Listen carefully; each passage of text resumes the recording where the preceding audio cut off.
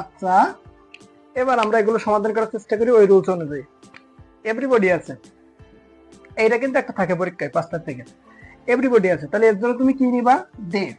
ভালো করে একটু বুঝো, মাথা ঠান্ডা করো। এবার আস্তে আস্তে মাথা ঠান্ডা করতে হবে, কারণ আমরা আস্তে আস্তে কঠিনের দিকে যাচ্ছে। তাহলে এভরিবডির জন্য দে নিলাম। এবার আমরা শিখছি যে ভার্বের সাথে এস বাই এস থাকলে আমরা ডাস নিব, যেহেতু এখানে হেল্পিং ভার্ব নাই। আচ্ছা, তাহলে এখন এখানে ডাস নেওয়ার কথা তো সত্য। আচ্ছা, ডাসটা নিলাম, ওকে, কোনো প্রবলেম নাই। এবার তুমি চিন্তা করো তো, আমরা কোথায় লিখি? এখানে একটু লিখি জাস্ট, দে ডাস। এইটা হচ্ছে প্লুরাল আর এইটা হচ্ছে সিঙ্গুলার। তাহলে এখানে কি সাবজেক্ট ভার্ব এগ্রিমেন্ট হইলো?